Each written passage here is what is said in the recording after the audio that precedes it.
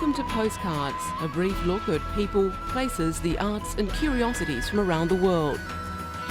On today's program, Oscars for the Philatelic World, the Rowland Hill Awards. An exhibition pays tribute to the artists and designers who transform imagination into reality. Faith and Community, our feature looks at how we adapt in our multicultural societies. Man-made wetlands are creating a huge magnet for wildlife, especially wild birds.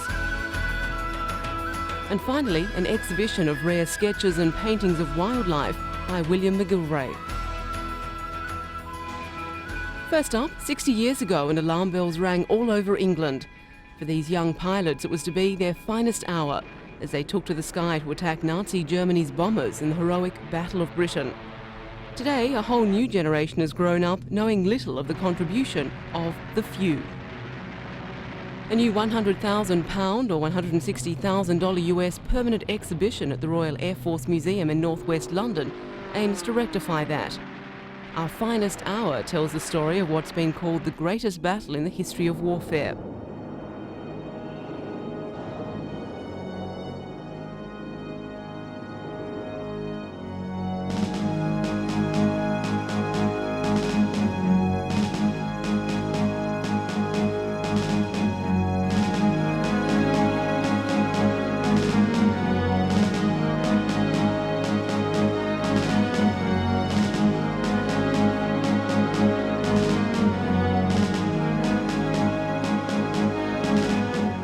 To mark the opening, more than 25 of Britain's wartime fighter pilots gathered to relive their hard-won glory.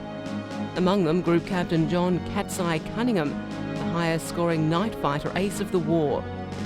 A total of 520 pilots paid the ultimate price. Life expectancy for these young pilots was low. A total of 915 Royal Air Force fighter planes were destroyed and 358 pilots were wounded. Nazi Germany's Luftwaffe lost 1,733 aircraft, mostly bombers.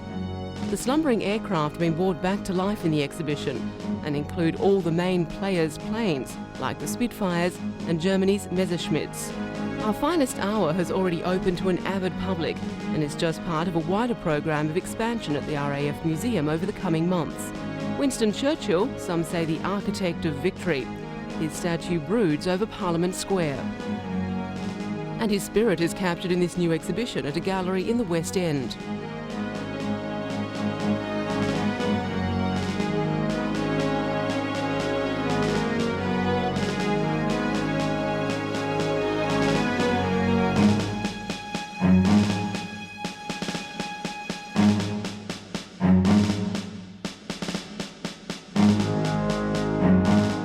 Churchill is a parliamentary colossus, a watercolour drawing which appeared in magazine The Tatler. And George Barber painted this in 1943, when Churchill was at the height of his wartime premiership. This highly skilled portrait by Hitchcock was painted towards the end of Churchill's life. A sketch by Topolsky. And this cartoon showing Churchill as a Breton fisherman, probably an allusion to his attempts to rally the French forces.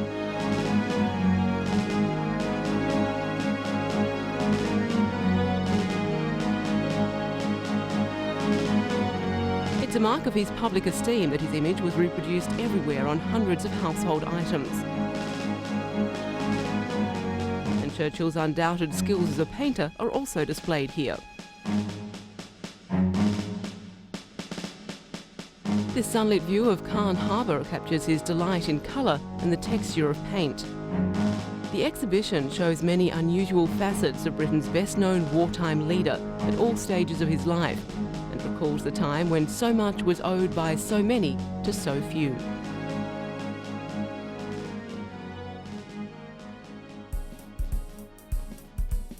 The Rowland Hill Awards, named after the man who invented adhesive stamps, have been described as the Oscars for the philatelic world. This year's awards were no less prestigious, with collectors, dealers and a veritable who's who of the philatelic world at the Palace of Whitehall.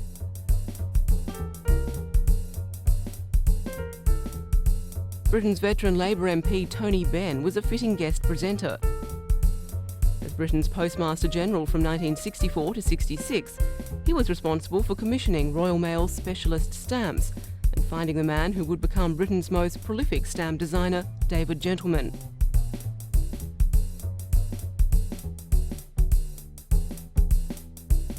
Artist David Gentleman was in his 30s when he first took on the role of stamp designing for the Queen. He was honoured with a prestigious award for outstanding contribution to the philatelic world. He says the biggest challenge in stamp designing is to convey a complex idea in a very small space. David Gentleman's 103 stamps have included commemorative work for the Battle of Hastings anniversary, the death of Winston Churchill, and a Shakespeare tribute. The Bard and Churchill are the only two commoners to have appeared on a stamp alongside royalty.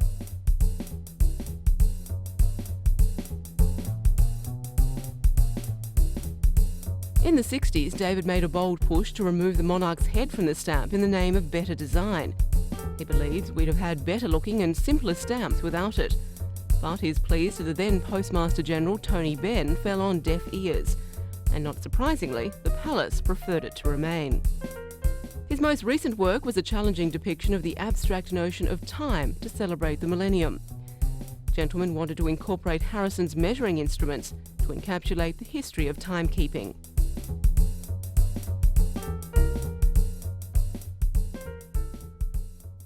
The spaceships, creatures and landscapes of the Star Wars universe, as seen in their latest manifestation, Episode 1, The Phantom Menace, all began life in the imagination of creator George Lucas. A new exhibition at the Barbican Centre in London pays tribute to the artists and designers who transform imagination into reality, displaying for the first time ever the models, drawings and costumes they've created. A special installation focuses on the dark side of the Force. Darth Vader has his own grotto. Curator of the exhibition, Mark Sladen, says the craftsmanship in the displayed objects warrants their inclusion in a gallery context. The process starts with concept artists and designers who visualise the ideas of George Lucas, putting them down on paper for the first time. The exhibition charts their progress from the original drawings to the extraordinary three-dimensional models. One of the three central characters of the Star Wars saga is C-3PO, whose fiberglass costume was sculpted around actor Anthony Daniels. One room boasts a full-scale version of Anakin Skywalker's pod racer suspended from the ceiling.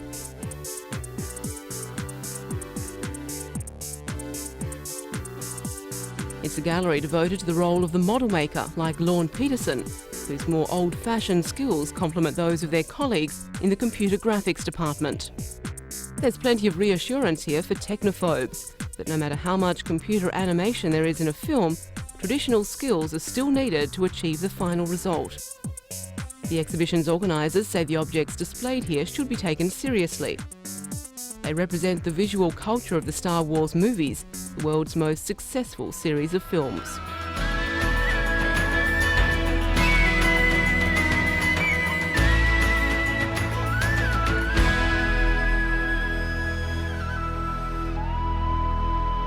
"1,000 years ago, the Christian faith was at the heart of daily life in England. Britain was just part of a Christendom that stretched across Europe. The Church's influence shaped millions of lives, inspired masterpieces, and coursed through the veins of Europe's expanding empires. But by the 19th century, the certainties of Christianity were faltering. Charles Darwin's theories of evolution dethroned the biblical story of creation, and religion was denounced by Karl Marx as the opiate of the masses. Today, Christianity is much less of a force in the secular new millennium. With Britain's multicultural population, other religions like Judaism, Hinduism and Islam are playing a deepening role in British society. Church congregations, it seems, are dwindling. With fewer than 1 million Anglicans now regularly attending Sunday services, many churches are closing, being sold or finding other uses. In the West Midlands city of Coventry, St Barnabas's Anglican Church is facing closure. The church serves a small parish of around 2,500 people. 40% are of other faith communities: Hindus, Muslims, Sikhs and Irish Catholics. With only 13 to 15 parishioners attending each Sunday morning and no weddings in the last 10 years, the Reverend feels they're not serving the community and the church should close down. St Barnabas's Family Centre will take over the church when it closes next year. It will serve the races and religions of the entire city of Coventry.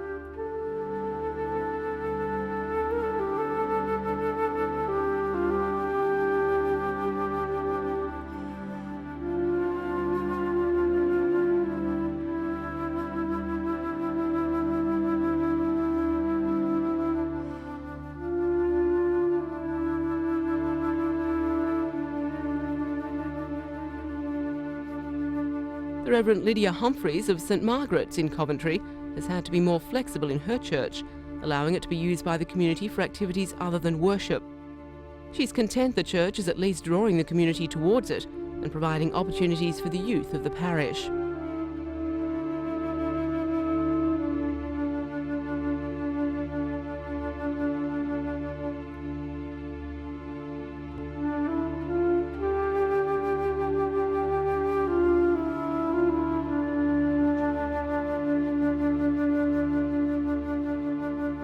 With a congregation of only around 50 people, St Peter's Church in Coventry will close later this year. The upkeep and maintenance costs on the building are enormous. Despite the problems, the spiritual leader of the Church of England believes faith is still at the heart of the British nation. The Archbishop of Canterbury, George Carey, believes there is still a hunger for God in the lives of very secular people.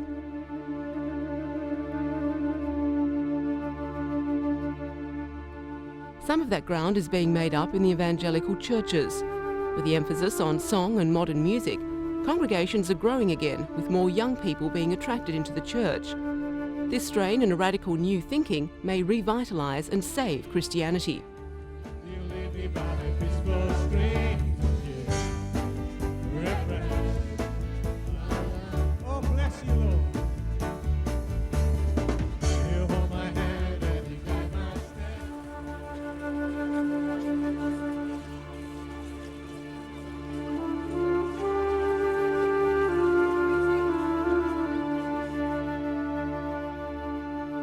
The Archbishop of Wales, Dr. Owen Williams, doesn't believe we can call Britain a Christian country now.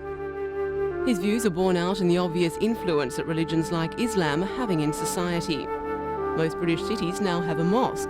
Britain's oldest purpose-built mosque, the Shah Jahan Mosque, has stood in Woking, Surrey since 1889. Immigration and conversions to Islam have swelled the numbers of British Muslims to some 2 million.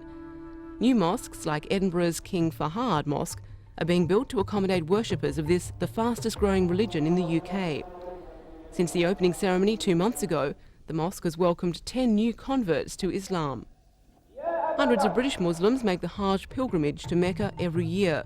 But for the first time this year, a temporary British consulate has been established in Mecca, so British pilgrims can use its consular and medical services.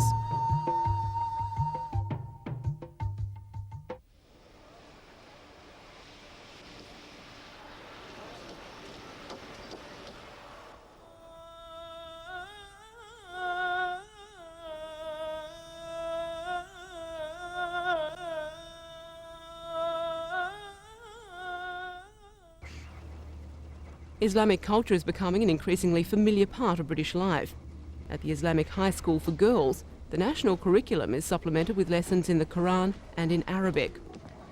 It serves halal food in the school canteen, and the hijab is part of the school uniform.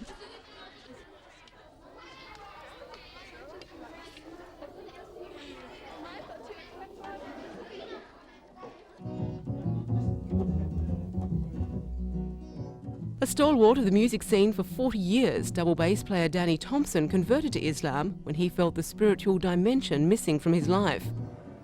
Religion is often about what sits right within oneself. Growing numbers of young Britons are turning away from established religions and towards the faiths of the original inhabitants of this country.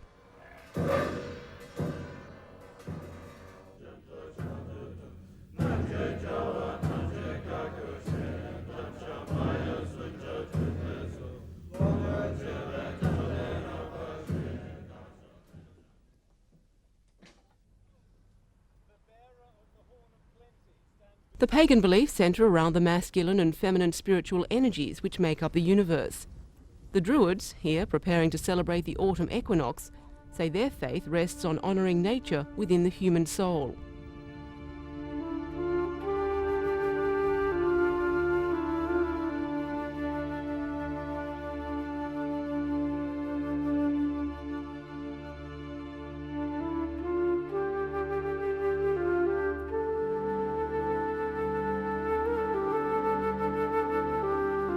The aptly named Holy Island off Scotland's west coast has been a sacred site since pre-Christian times. The Celtic missionary, Saint Molaise, lived as a hermit in this island cave.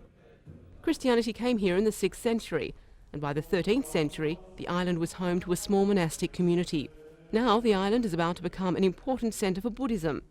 It's been bought by the Ling, the first and largest Tibetan Buddhist centre in Europe. Its base in mainland Scotland's border country was founded more than 3 decades ago by refugees from Tibet. Volunteers are building a $9 million US Buddhist retreat centre on Holy Island.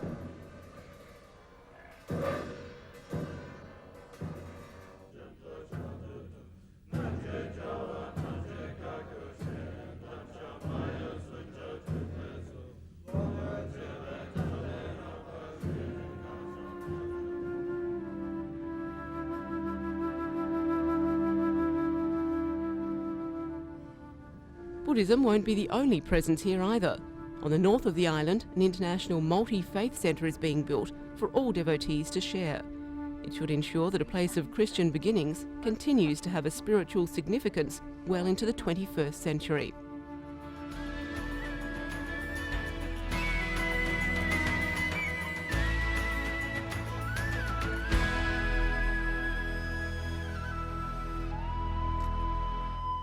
With more than 105 acres of lakes, ponds and marshes, this is the largest urban wetland centre in Europe.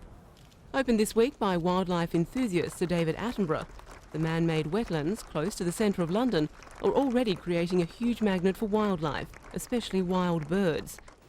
Attenborough said it's animals in the natural world living in close harmony with people living in cities that's a great boon.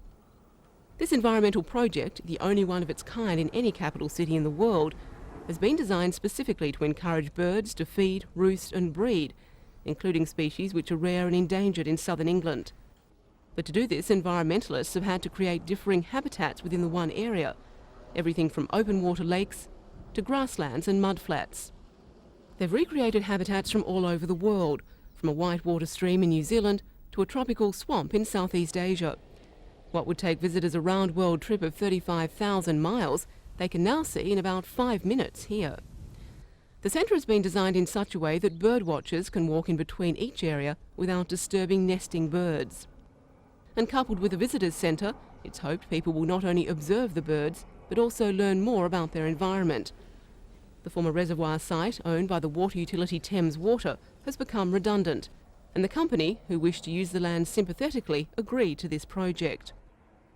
It's now hoped other countries around the world will introduce similar projects in larger cities, in hope that more wild bird species can be protected and humans can learn to live in better harmony with nature.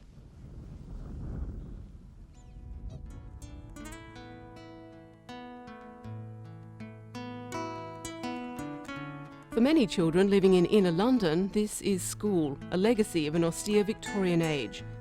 For many Bosnian youngsters, there's an ever-present legacy of a different kind, of war. Consider then putting some of each into the shadowy world of a Kent forest in the southeast of England. No school books, pencil or rulers here, just the reality of survival and getting on with one another. And the faces reveal the complex challenges facing these youngsters, children who clearly personify the multicultural mix of today's Britain. This adventurous shift in the educational process is a result of a unique program worked out by the Lambeth Education Authority and the Forestry Commission. And that's what it's all about.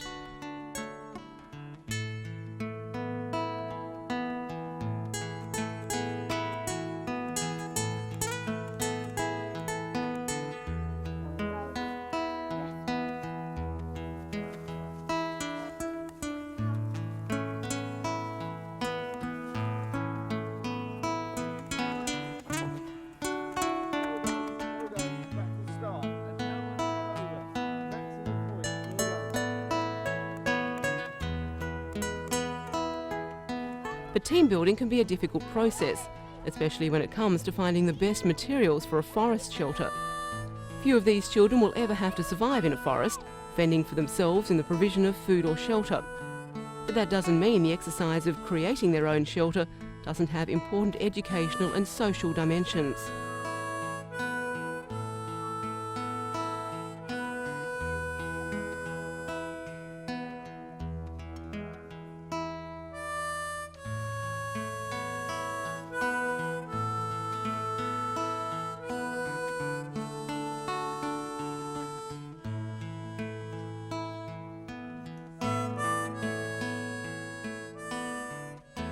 close-up contact too with the creatures of the forest, although not always friendly ones.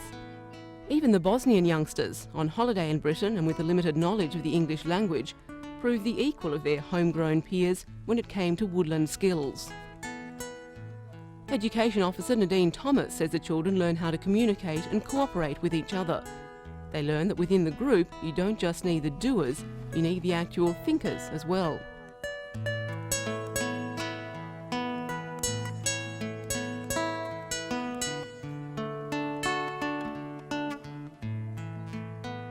It must have seemed a long way from the regime of the classroom, from arithmetic, from spelling, and maybe most importantly of all, from the company of everyday friends.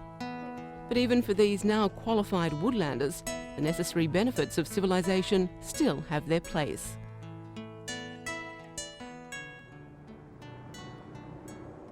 The Natural History Museum is renowned for its displays and exhibitions of the world's flora and fauna.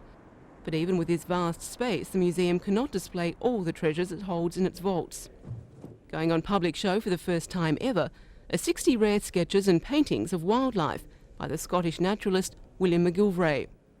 These works, painted over a century and a half ago, illustrate McGilvray's ability to combine a naturalist's eye for detail with an artist's sensibility, plus one other particular characteristic, respect for the wildlife itself. William McGilvray was a prolific writer and academic, as well as a working field naturalist and painter. But though a respected university professor and public lecturer, this humble, straight-talking Scot remained outside the tight-knit academic establishment of the age. William McGilvray was a friend of the now famous wildlife painter John Audubon. Audubon's works now fetch big prices at auction, but few people had even heard of McGilvray, though the two worked closely together for 10 years, and according to his biographer, McGilvray was at least the equal of his more famous American contemporary. It is said that Audubon taught McGilvray how to paint, and McGilvray taught Audubon how to be a scientist.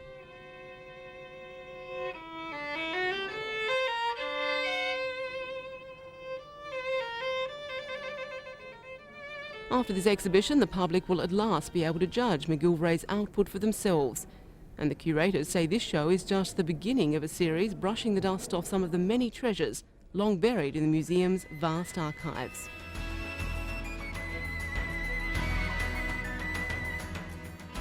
And that's all for today.